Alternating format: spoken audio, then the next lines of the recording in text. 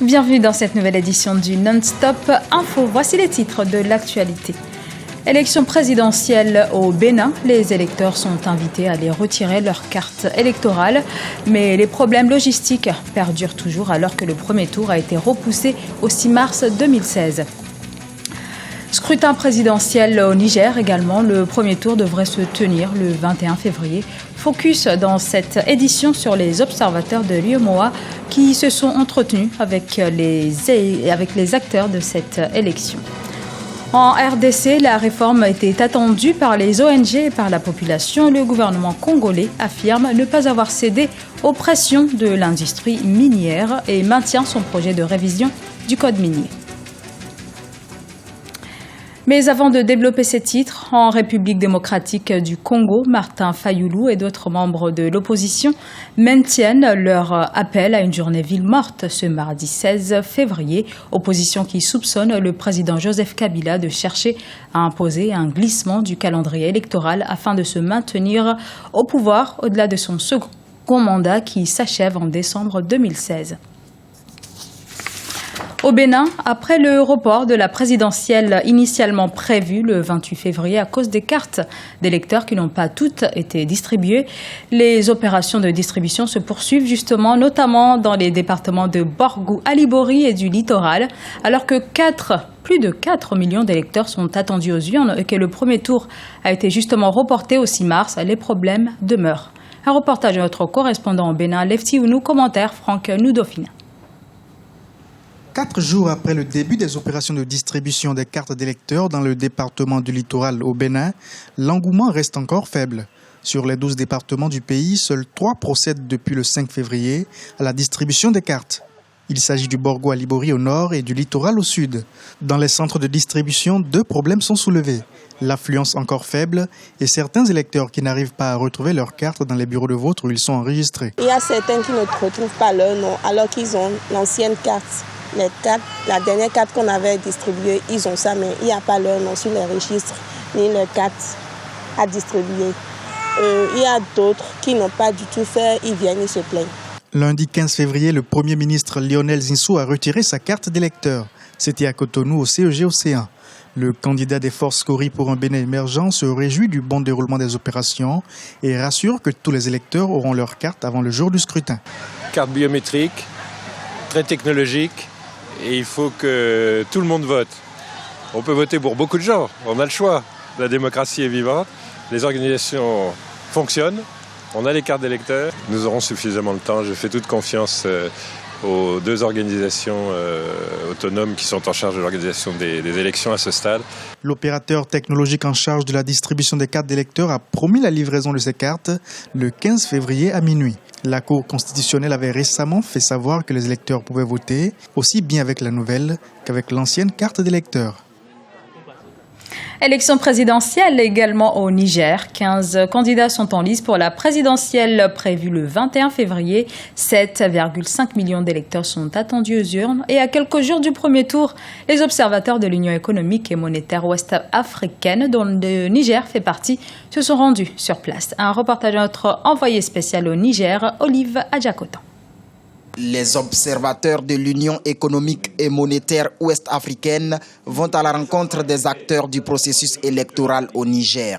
Le Mouvement national pour la société de développement MNSD a été le premier parti politique visité par la délégation. Les échanges qui ont duré plus d'1 heure ont porté surtout sur le fichier électoral, le déroulement de la campagne et la tenue du scrutin du 21 février 2016. Le scrutin sera organisé. Ça dépend du niveau de crédit ou de transparence qui serait constaté. Ça dépend de comment les résultats seront sécurisés, comment les résultats seront centralisés, comment la CENI peut coordonner et suivre partout l'ensemble de l'opération sur l'espace du Niger pour qu'il n'y ait pas de fraude, pour qu'il n'y ait pas de tentatives de manipulation ou d'achat de conscience. Tant qu'il n'y a pas ces anomalies, je crois que nous n'avons pas à crier comme ça. Nous ne sommes pas un parti irresponsable. Nous apprécions la situation telle que se présente sur le terrain. L'Union économique et monétaire ouest-africaine supervise les élections depuis 11 ans dans les 8 pays membres de ce regroupement sous-régional. 14 observateurs sont présents au Niger pour les législatives et présidentielles de 2016. Ils rencontreront toutes les parties prenantes des élections au Niger. Ça permet aussi de travailler avec l'ensemble des acteurs en amont de ces élections pour renforcer le processus, la crédibilisation de ce processus et à terme qu'on puisse être en mesure de témoigner objectivement de cette crédibilité. Et nous sommes là pour ça, pour renforcer la démocratie dans la sous-région. 25 792 bureaux de vote seront ouverts pour les élections du 21 février 2016. Le MNSD Nassara prévoit l'envoi d'observateurs sur toute l'étendue du territoire national pour superviser le scrutin. Et pour ce scrutin au Niger, vous pourrez suivre tous les soirs sur notre antenne et en direct de Niamey nos émissions spéciales quotidiennes consacrées à la présidentielle nigérienne, un journal de campagne à 19h30 GMT, le débat des présidentielles suivi d'un débriefing des experts à partir de 21h30 GMT. Un mot d'économie également avec la Côte d'Ivoire qui devient le premier producteur mondial de noix de cajou. Jusque-là, deuxième producteur mondial. La Côte d'Ivoire devrait réaliser une récolte de 725 000 tonnes sur une production mondiale attendue de près de 3 millions de tonnes. Le pays dépasse ainsi l'Inde ou encore le Vietnam. La réforme d'un code minier était normalement prévue pour 2015 en République démocratique du Congo. Dans ce pays, premier extracteur mondial de cobalt et plus gros producteur de cuivre d'Afrique, le projet devrait avoir un impact considérable. Il prévoit notamment l'augmentation de l'impôt et des redevances. De l'abandon de la réforme entre-temps annoncée, les autorités de Kinshasa précisent qu'il s'agit davantage d'un report. Deogracias Podo.